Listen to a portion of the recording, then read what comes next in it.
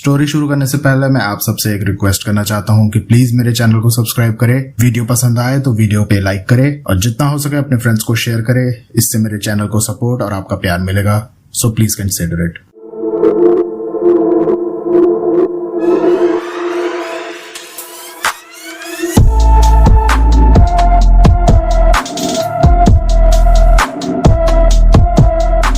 कभी कभी एक छोटी सी चीज, एक मिठाई का प्रसाद भी किसी की जिंदगी को अंदर से तोड़ के रख देता है। मुझे नहीं पता हर्षा ने क्या देखा था, मैंने तो बस एक घर किराए पे दिया था, लेकिन उस दिन के बाद सब कुछ बदल सा गया। उस फ्लैट में ऐसे कौन से राज छुपाए थे उन्होंने, जो दिखते तो नहीं थे लेकिन महसूस होते थे। मैं वहां गया, हर दरवाजा, हर कमरा देखा, लेकिन फिर एक बेडरूम में मिला लाल रंग से लिखा एक नाम, हर्षा। उस नाम के पास रखी थी एक काली कुटिया, जैसे किसी ने उसे कैद किया हो। और फिर एक रात हर्षा ने फोन पे सिर्फ इतना कहा, रमाकांत, रमाकांत, कोई औरत मुझे बुला रही है। वहीं से सब शुरू हुआ, या हो सकता है वहीं सब खत्म हो गया। बस हमें समझने में देर हुई। लेकिन असली सवाल तो अब भी वही है, क्या कोई एक काली गुड़िया के जरिए किसी की आत्मा को कैद कर सकता है, या सिर्फ प्रसाद खाने से कोई किसी चुड़ैल का शिकार बन सकता है? यकीन नहीं आता ना? तो इस कहानी को आखिर तक जरूर सुनना। क्या हुआ था हर्षा के साथ और कौन थे वो किराएदार? जय शंकर। नमस्कार दोस्तों, आप सुन रहे हैं the horror show by Karnik. आज के इस एपिसोड में आपका स्वागत है। आज की कहानी है रमाकांत शिंदे की। अगर आप चैनल पर नए हैं तो चैनल को सब्सक्राइब करें, वीडियो को लाइक करें, और अगर आप ये कहानी स्पॉटिफाई पे सुन रहे हैं तो शो को रेट एंड फॉलो जरूर करें। और हाँ, अगर आपके पास भी कोई कहानी है, कोई किस्सा है जो आज तक आपने किसी के साथ शेयर नहीं किया, तो आप उसे मुझे ईमेल कर सकते हैं, इंस्टाग्राम पे डीएम कर सकते हैं। तो अब बिना किसी देरी के आइए कहानी शुरू करते हैं। मेरा नाम है रमाकांत शिंदे। 23 साल से सेंटा क्रूज के इस पुराने बिल्डिंग में रहता हूँ। छोटी सी जिंदगी है भाऊ, एक नौकरी, एक बीवी हर्षा, और एक दुनिया जो अपनी ही रफ्तार में चलती रहती है। ये बिल्डिंग भी अजीब है, पुरानी जरूर है, पर हर ईंट से यारी है मेरी। नीचे किराने की दुकान से लेके छत पे बैठे कबूतर तक सब अपने जैसे लगते हैं। हर्षा का रूटीन थोड़ा टाइट रहता है, घर काफी संभाल के रखती है, और मैं सुबह लोकल ट्रेन पकड़ के काम पे जाता हूँ। जिंदगी सीधी साधी चल रही थी, लेकिन एक दिन एक फोन ने सब उलट पुलट कर दिया। दोपहर का टाइम था, मुंबई की यूजुअल ह्यूमिडिटी, लेकिन हवा कुछ अलग चल रही थी। उस दिन छत पे चढ़ के सिगरेट पी रहा था और सोच रहा था कि आज शाम को हर्षा के लिए वड़ा पाव लेके जाता हूँ आनंद स्टॉल से। तभी मेरा फोन बजता है। शिंदे साहब, पहचान का? आपला रमेश ब्रोकर बोलता। एक कपल आया है, उनको फ्लैट मांगता है और रेंट भी थोड़ा एक्स्ट्रा देने को रेडी है। बोलो तो मिलवा दूं उनको। मैंने तुरंत हाँ बोला। रमेश पर भरोसा था मुझे, सालों से जानता था उसे। नीचे उतर के मिला मैं उन दोनों से। नाम बताया उन्होंने, सुनीता मिश्रा और विक्रम मिश्रा। उम्र 45 के आसपास थी, लेकिन चेहरे पे थकान कुछ ज्यादा थी। कपड़े सिंपल थे, जैसे नए नहीं, लेकिन साफ और संभाले हुए। पर सबसे अजीब उनकी आंखें, एक गहराई, एक छुपी हुई उदासी, जैसे कुछ कहते कहते रुक गए। मुझे लगा ये कपल कुछ तो छुपा रहा है, पर क्या? तब सुनीता ने मुझसे बात करना शुरू की। दादा, हम कानपुर के हैं, सब पीछे छोड़ आए, बंबई में नया धंधा जमान है, बस एक छत मिल जाती तो बहुत मेहरबानी हो जाती। विक्रम ने थोड़ा मुस्कुरा के बोला, देखिए सेठ, हमका बस एक छत चाहिए, बाकी सब महादेव देख ली। मैंने बिल्डिंग दिखाई उन्हें। 3रे फ्लोर का फ्लैट थोड़ा पुराना था, लेकिन अंदर से एकदम चकाचक। रमेश ब्रोकर बोला, आयका भाऊ, ये मकान जरा पुराना है, पर काम सब बराबर है, बाजू वाले भी मस्त हैं। एक बात है, बिल्डिंग में थोड़ा रूल रेगुलेशन फॉलो करना मांगता है, अपनी सोसाइटी वाले ना थोड़ा सेंसिटिव टाइप हैं। विक्रम हाँ में हाँ मिलाता रहा। सेठ जी, हम सीधे साधे लोग हैं, किसी को कभी परेशान नहीं करते, आप बस एक मौका देकर देख लीजिए। मैं घर आया, हर्षा से डिस्कस किया। उसने थोड़ा डाउट डाला। आइकना रमाकांत तो इतनी फटाफट हाँ कैसे बोल सकता है? ना इनकी कोई पहचान है, ना आईडी और अग्रीमेंट भी नहीं बना रहे हैं। मालूम है ना मेरे को, तेरी ही चलने वाली है, पर प्लीज एक बार तो अक्ल लगा ले। पर मैंने बोला, अरे हर्षा, रमेश लेके आया रे इनको, वो ऐसे ही थोड़ी किसी को भी उठा के लाएगा। वैसे भी अपनी डिमांड से ज्यादा किराया दे रहे हैं, तो फ्लैट देने में क्या तकलीफ है? एक दिन सोचने के बाद मैंने उन्हें हाँ बोल दिया और बस 1 तारीख से उनका रहना शुरू हो गया। पर मुझे क्या पता था कि ये फ्लैट किराए पे देना मेरी अपनी जिंदगी का एक बहुत बड़ा यू टर्न होने वाला था। और वो जो आए थे वो सिर्फ किराएदार नहीं थे, कुछ और ही लेके आए थे साथ में। जुलाई की 1 तारीख थी। मौसम वही यूजुअल मुंबई का, चिपचिपाहट, थोड़ी बारिश थोड़ी धूप। उसी दिन से विक्रम और सुनीता ने मेरे फ्लैट में रहना शुरू किया। पहले 10-12 दिन सब नॉर्मल था, ना कोई शिकायत ना कोई दिक्कत। अपने काम से काम रखते थे दोनों। लेकिन तीसरे हफ्ते के एक रात कुछ अजीब हुआ। हमारी बिल्डिंग के नीचे 4 मरे हुए कबूतर मिले। मैं रात को टेरेस से नीचे उतर रहा था तो गार्ड ने रोका। शिंदे साहब, जरा नीचे तो देखो। मैं नीचे गया और देखता हूं तो स्टेयर केस के साइड में एक कॉर्नर पे वो 4 कबूतर मरे पड़े थे। और अजीब बात ये थी कि वो बस पड़े हुए थे, ना किसी जानवर ने मारा था, ना कोई खून का निशान था। मुझे वो सब देख के एक शौक सा लगा। अरे रे, ये क्या है? ये सब तो मैं पहली बार देख रहा यहाँ पे।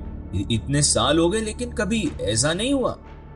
मुझे लगा शायद इनके दाने में कुछ केमिकल या कुछ गलत मिल गया होगा, या फिर किसी ने भूल से कुछ पुराना खाना डाल दिया होगा। लेकिन सिर्फ ये शुरुआत थी। अगले 2-3 रातों में नींबू मिर्ची का बंधन बिल्डिंग के मेन गेट पे मिला। फिर एक दिन काली मटकी, वो भी हल्दी और लाल सिंदूर के साथ। एक रात तो पोटली भी मिली लिफ्ट के पास। वो छोटी सी थी, जैसे किसी ने उसमें कुछ बांध के वहां जानबूझ के रखा। मुझे तो वो एक ऊपरी हवा की शुरुआत महसूस हुई। ये सब देख के बिल्डिंग के लोग परेशान होने लगे। एक बुजुर्ग दादा ने तो बोला, शिंदे भाऊ, ये तो काला काम लग रहा है, किसी ने कुछ घपला किया है क्या? और हर्षा ने मुझे साइड में ले जाके बोला, अरे सुनो तो सही, जब ये नए लोग यहाँ आए ना, तब से ना सब झोलझाल लग रहा है। मैं तुमको तभी बोला था कि एक बार तो अक्ल लगा ले। हर्षा और दादा की बात सुन के मैं भी थोड़ा हिल गया था अंदर से। फिर सोसाइटी वालों ने डिसाइड किया सीसीटीवी कैमरा लगवाते हैं। और पता है क्या हुआ? जैसे ही सीसीटीवी कैमरा लगे, सब कुछ शांत हो गया, सब कुछ रुक गया एकदम से।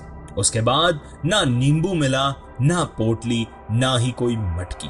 जैसे कोई जानबूझ के ये सब कर रहा था। और जैसे ही कैमरे लगे, उसने ये सब करना बंद कर दिया।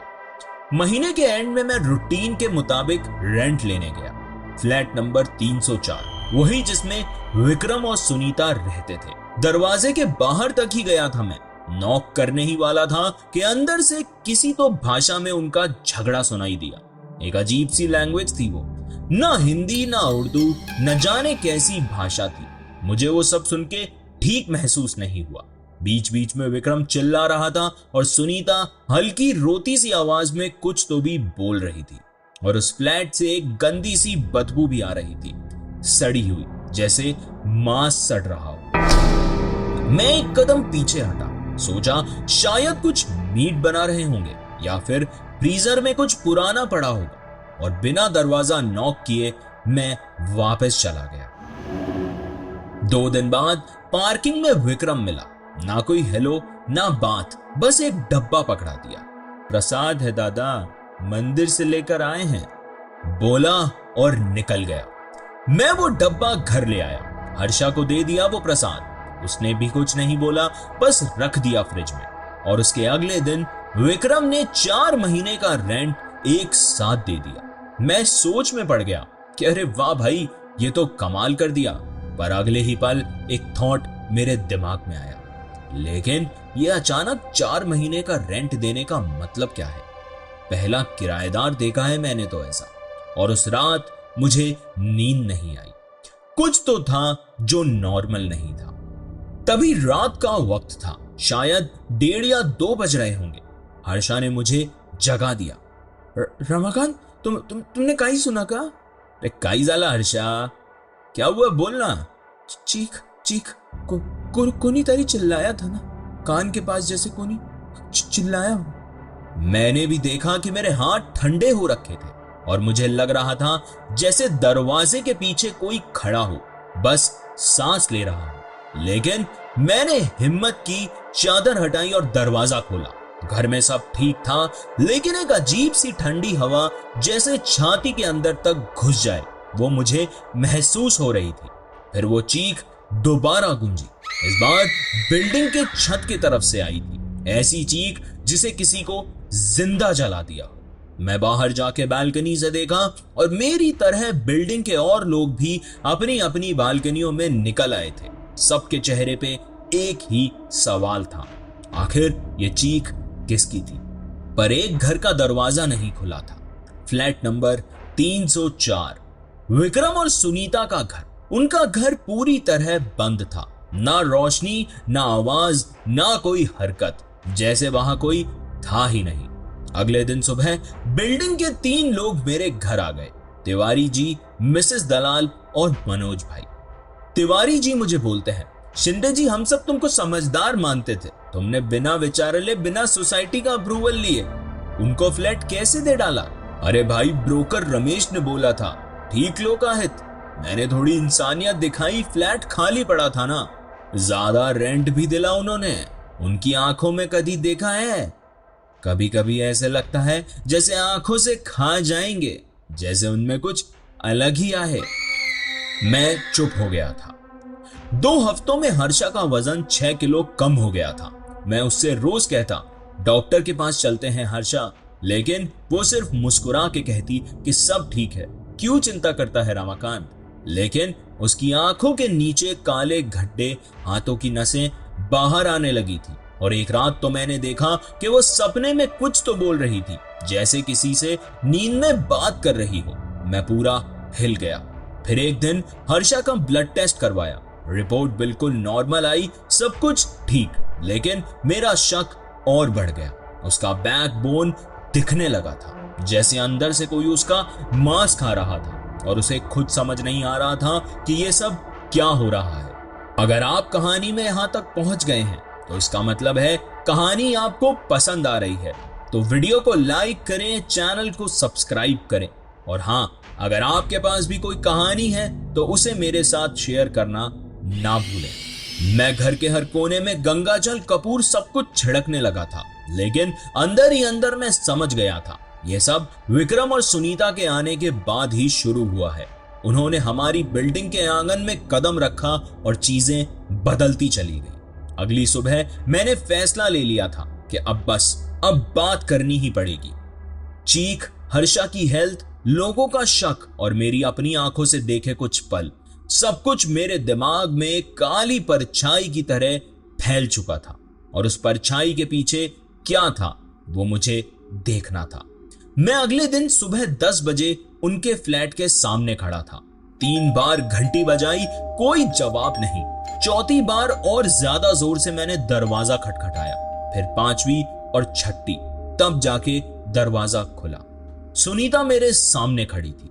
एक मुस्कुराहट थी उसके चेहरे पे, लेकिन आंखों में डर भी था और एक अलग सी उदासी, जैसे वो बस एक्टिंग कर रही थी। मैंने अंदर आने की इजाजत नहीं मांगी, बस कदम बढ़ा दिए, और जैसे ही अंदर घुसा मेरी सांस रुक गई। घर एकदम परफेक्ट था, इतना परफेक्ट कि अजीब सा लग रहा था। सोफे के कॉर्नर में पर्दे सारे बंद, एक एक चीज इतनी सिमेट्रिकल कि जैसे किसी ने बहुत तसल्ली से यह सब अरेंज किया था, या फिर इसके पीछे उन्होंने कुछ छुपाया हुआ था। सुनीता अब भी चुप थी। मैंने सीधा उससे सवाल पूछा, कल रात की वो चीख किसकी थी सुनीता? सुनीता का चेहरा एकदम से सफेद हो गया, जैसे किसी ने उसके चेहरे का रंग खींच लिया। उसके होंठ हिल भी नहीं रहे थे, बस उसकी आंखें मुझे घूरे जा रही थी। मैंने देखा उसने चप्पल गलत पहनी थी, यानी कि उल्टे पैरों में पहनी थी, और वो भी बिना रियलाइज किए चल रही थी। एक सेकंड के लिए लगा जैसे वो चल भी नहीं रही है या किसी और ने उसके पैरों को चलाया हो। मैंने एक हल्का सा झटका महसूस किया। तभी मेरी नजर शेल्फ पे गई। एक काली माला रखी थी वहां, पुरानी जले हुए धागे जैसी, और उस माला के आसपास भस्म जैसा कुछ गिरा हुआ था, जैसे किसी ने ये जगह पूजा के लिए नहीं, किसी काली क्रिया के लिए तैयार की हो। मैंने फिर एक और सवाल पूछा, अग्रीमेंट का क्या हुआ भाई? 1 महीना हो गया, अभी तक पेपर्स नहीं आए। सुनीता ने एक पल के लिए मेरी तरफ देखा और फिर बिना कुछ बोले सीधा बेडरूम के अंदर चली गई और दरवाजा धड़ से बंद कर दिया। विक्रम उस वक्त किचन से निकल कर आया। उसका हाथ कान के पास था, जैसे मोबाइल पकड़ रखा हो या फिर किसी से बात कर रहा हो, लेकिन कोई मोबाइल था ही नहीं। मैं देख रहा था, हर जेस्चर एबनॉर्मल लग रहा था। और फिर वो मुस्कुराया और बोला, सेठ जी, अग्रीमेंट का फाइल बस बन रहा है, अभी हमको 2-4 दिन और दे दियो, सब निपटा देंगे। लेकिन अब मैं उसकी आंखों में देख रहा था, वो मुस्कुराहट एक मास्क थी। वो मास्क के पीछे क्या था वो उसकी आंखों में दिख रहा था। मैं वहां से जाने लगा, लेकिन लास्ट बार मुझे सुनीता के बेडरूम के दरवाजे की तरफ देखना था। दरवाजा अब भी बंद था, लेकिन मुझे एक आवाज आई थी, बिल्कुल धीमी, जैसे कोई अंदर से बोल रहा हो या फिर रो रहा हो।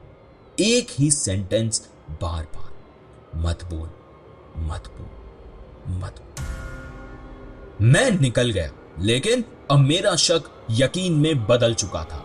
ये लोग कुछ तो छुपा रहे थे, और वो सिर्फ एक राज नहीं, वो कुछ और ही था। वो रात बहुत अजीब थी, पता नहीं क्यों, लेकिन दिल में एक बेचैनी सी मची थी। घर में सब सो गए थे, लेकिन मुझे नींद नहीं आ रही थी। हर्षा का चेहरा दिमाग में घूम रहा था, उसकी आंखें, उसकी बातें, सब कुछ घूम रही थी। मैं चुपचाप उठा, एक सिगरेट ली और बिल्डिंग के टेरेस पे चला गया। ऊपर हल्का अंधेरा था, मगर छत पे आती हवा में एक अजीब सी ठंडक थी। सिगरेट जलाई और रेलिंग के पास जाके खड़ा हो गया। बस 2 कश लिए थे मैंने, फिर मेरी नजर छत के कोने में पड़ी। एक बड़ा सा त्रिपाल पड़ा था वहां पे, पीला, पुराना और मिट्टी से भरा। मैंने सोचा, ये यहां कैसे आया? बिल्डिंग में तो कोई सामान स्टोर नहीं करता टेरेस पे। क्यूरोसिटी के मारे मैं आगे बढ़ा, त्रिपाल थोड़ा ऊपर उठाया। पहले तो कुछ नहीं दिखा, फिर एक झटके में त्रिपाल हटा दिया। मैंने जो देखा, उस मोमेंट पे मेरे दिल ने जैसे धड़कना ही बंद कर दिया था। छत के एक कोने में एक घेरा बना हुआ था, जैसे किसी ने कोई काले जादू का रिचुअल किया हो। जमीन पर काले रंग से कुछ चिन्ह बनाए गए थे, बीच में छोटी छोटी काली गुड़ियां रखी थी, सब एक साथ बैठी थी। एक तरफ एक चिड़िया के पंख थे, जैसे किसी ने जिंदा पकड़ के फाड़ दिए, और एक कोने में खून के पुराने दाग सूख गए थे, लेकिन बदबू अभी भी आ रही थी। मेरे हाथ से सिगरेट गिर गई। मैं सीधे नीचे भागा, बिना किसी को जगाए। मैंने पहला काम यह किया कि नीचे बिल्डिंग के ग्रुप में मैसेज डाला कि टेरेस पे कुछ मिला है, सबको आके देखना चाहिए, इमरजेंसी है। 15-20 मिनट में सब लोग आ गए। तिवारी जी, डिकोस्टा आंटी, दलाल आंटी, भूपेश भाई, सब लोग टेरेस पे आ गए। मैंने सबको टेरेस का वो कोना दिखाया। जैसे ही उन्होंने देखा, एकदम से खामोशी छा गई। कोई कुछ बोल ही नहीं पाया। सबकी आंखें एक चीज देख रही थी, वो घेरा, वो गुड़िया और वो खून। डिकोस्टा आंटी ने अपने कान पे हाथ रख के बोला, अरे ये तो वो काला काम लगता है बाबा, ये किसने किया हो सकता है? उसी वक्त किसी ने पूछा कि सुनीता और विक्रम दिख नहीं रहे, सुबह से किसी ने देखा है उन्हें? मैं तुरंत उनकी बेल बजाने गया। फ्लैट बंद था, लॉक भी नहीं था, लेकिन दरवाजा अंदर से बंद था। मैं समझ गया कि कुछ तो बहुत गलत हो रहा है। मैंने विक्रम को कॉल किए, रिंगटोन गई, लेकिन कोई रेस्पॉन्स नहीं आया। 1 बार, 2 बार, 3 बार वो पिक ही नहीं कर रहा था। मुझे एक डिसीजन लेना ही था। मैंने सबके सामने कहा, कि अगर कल तक ये लोग सामने नहीं आए तो हम डायरेक्ट पुलिस कंप्लेन करेगा। सब लोग अग्री हुए। मैं वापस फ्लैट में आया। हर्षा रूम में चुपचाप लेटी थी। उसका चेहरा तो अब और भी ज्यादा सूजा हुआ लग रहा था। उसके पैरों में दर्द होने लगा था और उसने कुछ नहीं खाया था 2 दिन से। डॉक्टर से फिर कंसल्ट किया। टेस्ट रिपोर्ट नॉर्मल, हर चीज नॉर्मल, लेकिन हर्षा नॉर्मल नहीं थी। जैसे उसके अंदर कुछ छिपा हुआ था जो उसकी बॉडी को अंदर से चबा रहा था।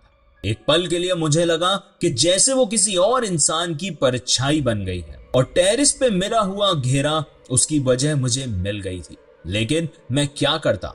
क्या ये सब उस विक्रम और सुनीता की वजह से हो रहा था? क्या वो लोग इंसान भी थे? ये सवाल मेरे जहन में चक्कर काट रहा था और जवाब किसी के पास नहीं था। फिर अगले दिन मुझे दिमाग में याद आया, वो प्रसाद। हाँ, वही प्रसाद जो विक्रम ने दिया था। एकदम चुपचाप बिना कुछ बोले बस हाथ में देके निकल गया था। और उस दिन के बाद हर्षा बदल गई धीरे धीरे, लेकिन अंदर तक कुछ तो टूट रहा था उसके। और जब मैंने सब कुछ कनेक्ट करना शुरू किया ना, तो सबसे पहला सवाल यही था, उस प्रसाद में आखिर ऐसा था क्या? अगले दिन सुबह मैं चुपचाप निकल गया। हर्षा सो रही थी, क्या शायद उठ नहीं पाई थी। मेरी नजर उसके उतरे हुए चेहरे पे पड़ी। आंखें नीचे धसी हुई, जैसे कोई अंदर से उसकी रूह निगल रहा था। मेरे पास उनके फ्लैट की डुप्लीकेट चाबी थी। मैं सीधा उनके फ्लैट गया। गेट बंद था, लॉक लगा था, लेकिन कुछ अजीब सी खामोशी छाई थी बिल्डिंग में। वो टिपिकल मुंबई वाली चहल पहल की आवाज, बिल्डिंग की बालकनी से बच्चों की चीख पुकार, सब कुछ गायब था, जैसे टाइम रुक गया। मैंने ताला खोला, दरवाजा धक्के से खोला और अंदर जो देखा ना, तो मेरी रीढ़ की हड्डी ठंडी पड़ी। फ्लैट एकदम सुनहरा, क्लीन, जैसे कोई होटल का रूम हो। हर चीज अपनी जगह पे सेट थी, लेकिन वो परफेक्टनेस भी कुछ अजीब सी थी, जैसे सब कुछ फीका था। फिर मैं धीरे से बेडरूम की तरफ गया और तब मेरी सांसें फटी रह गई। बेडरूम के बीचों बीच एक और काला घेरा बना हुआ था, बिल्कुल वैसा ही जैसा हमने टेरेस पे देखा था। जमीन पे कुछ सिंबल्स बने थे, जैसे किसी ने कुछ एंशिएंट भाषा में लिखा हो, और उस घेरे के अंदर न जाने ढेर सारे नाम लिखे थे, लाल रंग से, जैसे खून से लिखा हो। और उसमें सबसे बड़ा नाम था मेरी पत्नी का, हर्षा। हाँ, मेरी पत्नी का नाम। उसके बिल्कुल आसपास एक छोटी सी काली गुड़िया रखी थी, रस्सी से बंधी हुई। उसके कपड़े फटे हुए, आंखें फूली हुई, जैसे किसी ने उसमें किसी की रूह बंद कर दी हो। मैं हिल गया था, लिटरली पैरों के नीचे से जमीन खिसक गई थी। मुझे कुछ समझ नहीं आया तो बिना सोचे समझे सीधा ब्रोकर को कॉल किया। पांडे भाई, तुरंत तू बिल्डिंग में आ जा, विक्रम और सुनीता के फ्लैट पे। वो भी 10 मिनट में आ गया। उसके साथ एक और नेबर माथुर साहब थे। दोनों अंदर आए और जैसे ही उनकी नजर उस घेरे पे पड़ी, दोनों के चेहरे की हवाइयां उड़ गई। पांडे ने तो सीधा बोला, शिंदे साहब, ये तो काला जादू लग रहा है। ये मैंने किसको घर दिलवा दिया? माथुर साहब, जो हमेशा लॉजिकल और साइंस वाली बातें करते थे, वो भी एक कोने में खड़े हो गए, कुछ बोल ही नहीं रहे थे। गुड़िया की आंखें जैसे मुझे घूर रही थी और वो जमीन पे लिखा हर्षा का नाम सब कुछ बयां कर चुका था कि हर्षा के साथ जो कुछ हो रहा था वो कोई बीमारी नहीं, बल्कि काला जादू था। उसी घबराहट के बीच मेरे फोन की घंटी बजती है। हर्षा का कॉल था और उसकी आवाज वो इतनी ज्यादा घबराई हुई थी कि रमाकांत, कोई औरत मुझे घूर रही है, वो मुझे बुला रही है। मैंने 1 सेकंड भी बिना वेस्ट किए सीधा घर की तरफ दौड़ा। लिफ्ट का इंतजार नहीं किया, सीधा सीढ़ियों से सांस फूलते हुए तुरंत वहां पहुंच गया। मेरे पीछे पीछे रमेश और माथुर साहब भी थे। दरवाजा खुला था और अंदर का सीन देख के मैं तो वहीं जम गया। हर्षा सोफे पे थी, लेकिन उसका चेहरा गीला था, पसीने में तरबतर, आंखों में डर, उसके हाथ कानों के पीछे, जैसे कुछ आवाजें रोकने की कोशिश कर रही हो। वो कुछ बोल ही नहीं पाई, सिर्फ इतना कहा, वो मुझे बुला रही थी छत पे, उसकी आंखों में वो मुझे घूर रही थी रमाकांत। तभी रमेश आया। उसके चेहरे पे भी टेंशन थी। वो बोला, शिंदे साहब, ये आम भूत प्रेत का चक्कर नहीं लगता। मैं एक आदमी को जानता हूं, एक तांत्रिक, बहुत पुराना है, काफी लोगों को छुड़ा चुका है। अपन बिना टाइम वेस्ट किए चलते हैं उसके पास। मैं एक पल के लिए रुका भी नहीं, हर्षा को छोटी बहन के घर भेज दिया और मैं रमेश के साथ सीधा निकल गया। बारिश हो रही थी, हल्की फुहार, लेकिन हवा में एक अजीब सा एहसास था, जैसे कुछ बहुत बुरा होने वाला है। घर से तांत्रिक के आश्रम तक रास्ते में मेरे दिमाग में सुनीता और विक्रम की बातें, उनके घर का हर एक कोना, वो सब कुछ फ्लैशबैक की तरह घूम रहा था। और एक अफसोस कि क्यों उन्हें मैंने घर किराए पे दिया था। पुरानी मस्जिद के पीछे एक छोटी सी झोपड़ी थी जिसमें सिर्फ एक दिया जल रहा था। हम लोग वहां पहुंच चुके थे। तांत्रिक अंदर बैठा था, आंखें बंद, एक माला हाथ में, और उसके सामने बिछा हुआ था एक कपड़ा जिसमें मिट्टी, लौंग, मिर्च और कुछ और रखा था जो नॉर्मल बिल्कुल नहीं लग रहा था। मैंने उसको सब बताया, फोन से छत की तस्वीरें, गुड़िया, घेरा, हर्षा का हाल, सब कुछ दिखाया। तांत्रिक ने कुछ देर तक एक एक इमेज को देखा, फिर आंखें बंद करके कुछ मंत्र बोलने लगा। फिर उसने अपनी आंखें खोली और उसका पहला जुमला ऐसा था जैसा मेरे पैरों के नीचे से जमीन खींच ली गई हो। वो बोला, जिसने भी ये किया है वो मामूली इंसान नहीं है, ये एक तंत्रचारणी क्रिया है जिसमें 21 शरीरों की बलि चाहिए होती है। मैं सुनता रहा। वो बोला, उस सुनीता को तुम लोग सामान्य औरत समझ रहे थे, वो चुड़ैल है, लेकिन सिर्फ एक नहीं, उसके सर पे 3 आत्माएं बैठी हैं और वो आत्माएं उसे छोड़ती नहीं, उसकी भूख कभी खत्म नहीं होती। मैंने हिचकिचाते हुए पूछा, 3 आत्माएं? तो क्या हर्षा उनकी अगली बलि बनने वाली है? तांत्रिक बोला, आप लोग एक ऐसे चक्र में फंस गए हो जिसका कोई सीधा रास्ता नहीं है। हर्षा अब एक आम इंसान नहीं रही, उसका नाम लिख दिया गया है उस घेरे में। अब उसकी रूह उनके जाल में है। अगर अब भी वक्त पे कुछ नहीं किया गया तो उसका वापस आना मुश्किल हो जाएगा। हम उसी रात बिना वक्त गवाए तांत्रिक को घर ले आए। मैंने रास्ते से हर्षा की बहन को फोन कर दिया था, वो उसे वापस घर ले आई। घर के अंदर कदम रखते ही उसके चेहरे का रंग पीला पड़ गया, जैसे उसने अंदर कुछ महसूस किया हो, कुछ अजीब हवा में तैरता हुआ। उसने हमें हाथ से इशारा करके बाहर ही रुकने को कहा और फिर सबसे पहले हर्षा के पास जाके उसके पैरों के पास बैठ गया। हर्षा की बहन उसे वापस घर ले आई थी और वो बेड पर थी, आंखें आधी खुली, लेकिन जैसे होश में नहीं थी। तांत्रिक ने एक काला धागा निकाला, उस पर कुछ मंत्र के बीज लिखे हुए थे और हर्षा के पैर में रक्षा का डोरा बांधा। जब उसने पहली बार डोरा बांधा तो हर्षा ने एकदम से झटका खाया, जैसे कोई करंट लगा हो, और जोर से चीख मारी, वो आ रही है, मुझे छोड़ दे, मैं उसकी हूं। तांत्रिक ने आंख बंद करके कुछ मंत्र बोले और उसकी चीख धीरे धीरे हल्की पड़ने लगी। हर्षा फिर से बेहोशी में चली गई। फिर तांत्रिक ने कहा कि अब असली कर्म करना होगा, जिस जगह से ये सब शुरू हुआ था उस घर में वापस चलना होगा। मैं, रमेश और तांत्रिक तीनों वापस सुनीता के फ्लैट में गए। घर अंधेरों में डूबा हुआ था, लेकिन अंदर जाके ऐसा लग रहा था जैसे हर कोने में कुछ जिंदा है, कोई है जो हमें देख रहा है। उस गुड़िया वाले कमरे में तांत्रिक ने एक चौक बनाया। गुड़ियाएं जो छत पे मिली थी उनको उसने बीच में रखा, उन पर कुछ कपड़े, सिंदूर, मोती डाले और आग जला दी। जैसे ही मंत्र उच्चारण शुरू हुआ, दरवाजा खुला और सुनीता और विक्रम घर में वापस आ चुके थे। उनका चेहरा बदल गया था, आंखों में गिल्ट नहीं, डर था। सुनीता रोते हुए बोली, मत करो साहिब, साहिब रुक जाओ, तुम नहीं जानत, तुम नहीं पता क्या होगा अगर तुमने इन गुड़िया को छुआ भी। लेकिन तांत्रिक ने सुनना बंद कर दिया था। उसकी आवाज मंत्रों के साथ तेज हो गई और फिर सुनीता चिल्लाई, एक ऐसी चीख जो इंसानी नहीं थी। उसकी आंखों का रंग लाल हो गया, बाल हवा में उड़ने लगे, उसका चेहरा बदलने लगा। जैसे 3 और चेहरे उसके अंदर से निकलने की कोशिश कर रहे थे। एक ही पल में वो चुड़ैल बन चुकी थी। उसका मुंह खुल गया, लेकिन आवाज उसमें से 3 अलग अलग रूपों में निकल रही थी, जैसे 3 औरत एक साथ बोल रही हो, रो रही हो या फिर हंसी उड़ा रही हो। तांत्रिक ने अग्नि तेज कर दी, लाल मिर्च जलने लगी, हवन कुंड से धुआं छाने लगा।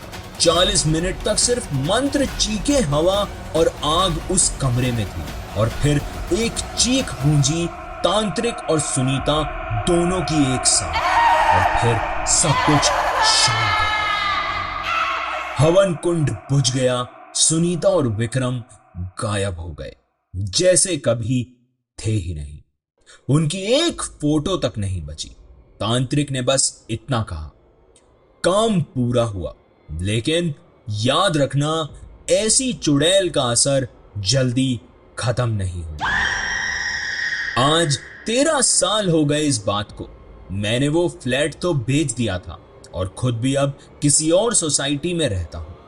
हर्षा अब ठीक है, शांत है, नॉर्मल जिंदगी जी रही है। लेकिन रात में कभी कभी जब मैं उससे बात करता हूं तो मैं देखता हूं उसकी आंखें सीधा एक कोने की तरफ देख रही होती हैं। एक ही कोना, हर बार वही कोना। मैं उससे पूछता हूं, क्या वहां कुछ है? वो कुछ नहीं बोलती, बस देखती रहती है, एक अजीब मुस्कान के साथ।